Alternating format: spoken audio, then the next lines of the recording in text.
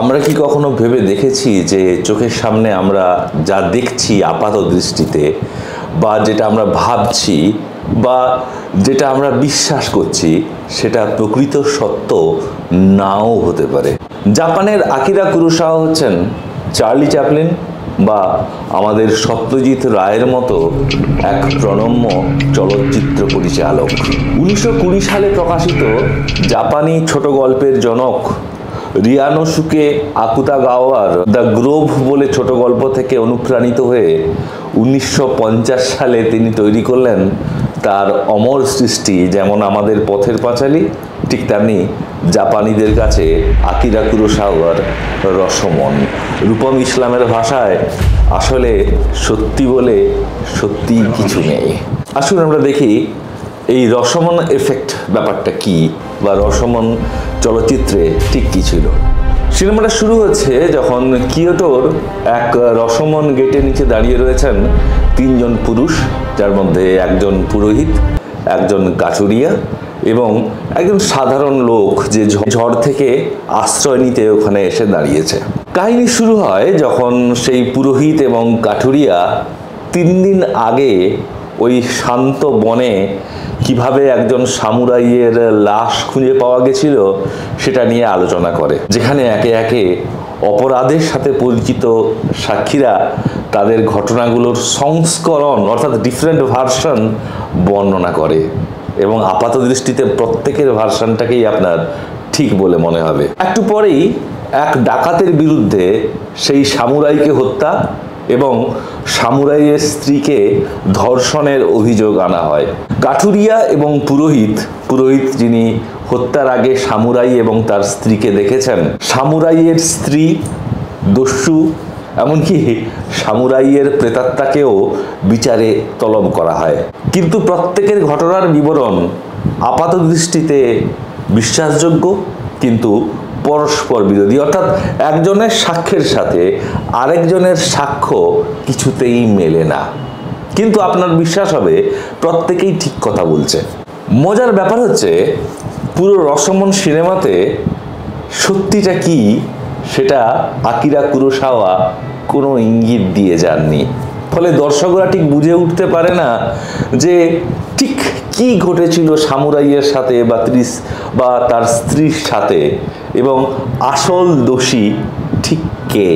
পরিবর্তে প্রত্যেকটা সাক্ষ্য যখন সমানভাবে সত্যি বলে মনে হয়, তখন দর্শকরা নিজেদের মতো করে তাদের সিদ্ধান্তে পৌঁছায় যে কে আসল অপরাধী। এবং হতে পারে রসমন সিনেমাটা দেখার পরে আপনার ধারণা, অর্থাৎ আপনি যাকে অপরাধী ভাবছেন, আমি অন্য লোককে অপরাধী ভাবছি, এবং দুজনেই কিন্তু ঠিক।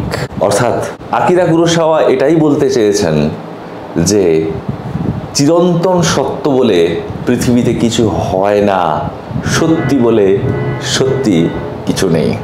ভারতীয় সিনেমায় পথের পাঁচালীর যেমন একটা অত্যন্ত প্রভাব ছিল, ঠিক একইভাবে গোটা ইউরোপীয় সিনেমাতে আকিরা কুরোসাওয়ার রসমন সিনেমাটিরও একটা অদ্ভুত প্রভাব লক্ষ্য করা যায়। 2014 সালের চলচ্চিত্র গন গার্ল, এই মিস্ট্রি থ্রিলারে দেখা যায় যে এক ব্যক্তি তার স্ত্রীর নিখোঁজ হবার ক্ষেত্রে সন্দেহভাজন হিসেবে শুরুতে থাকেন, কিন্তু সেখানে গল্পের যে বর্ণনাকারী ধীরে ধীরে আপনার মনে হবে সেই মিথ্যে কথা বলছে, ফলে সিনেমাতে আপনি আর একটা সময়ের পরে গল্পের যে বর্ণনাকারী তাকে আর বিশ্বাস করতে পারবেন না।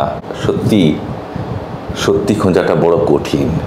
রসমন সিনেমাতে একটা ছোট্ট ডায়ালগ বলি, যেটা আমাদের মনকে ছুঁয়ে যায়, যেখানে কমনার সাধারণ মানুষটা বলছে যে মিথ্যে কথা বলা মানুষের স্বভাব, বেশিরভাগ সময় আমরা নিজেদের সাথেই সৎ হতে পারি না।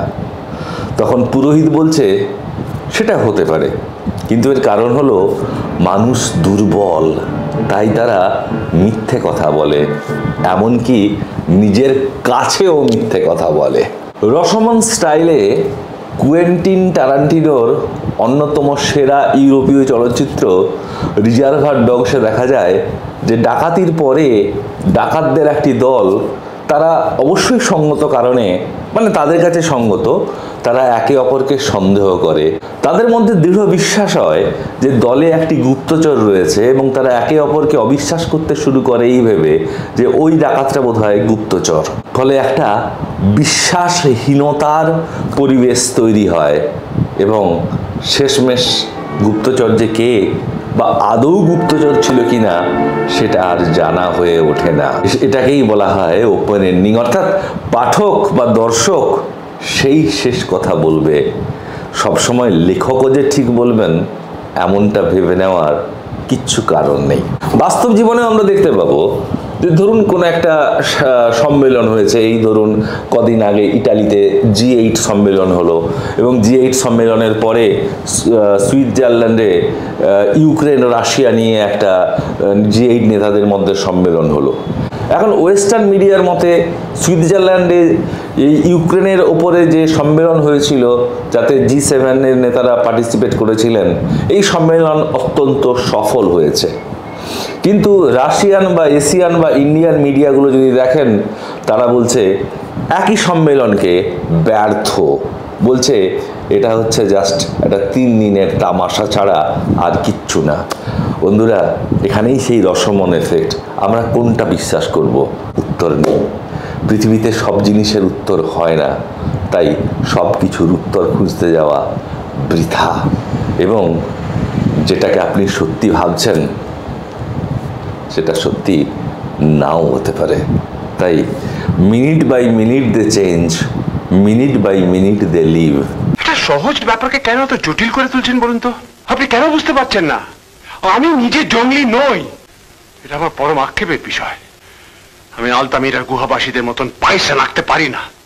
সময়ের সাথে আমাদেরকে আমাদের চিন্তা ভাবনা বিশ্বাসকে পরিবর্তন করতে হয়, তবেই আমরা বেঁচে থাকি। যেটা আমার কাছে নৈতিক মনে হচ্ছে সেটা আপনার কাছে অনৈতিক মনে হতেই পারে। তার মানে আমি ভুল আপনি ঠিক এমনটা কিন্তু নয়। আপনার ধারণা আপনার কাছে, আমার ধারণা আমার কাছে, আপনিও ঠিক আমিও ঠিক, ভুল কেউই নয়। ভালো থাকবেন। নমস্কার।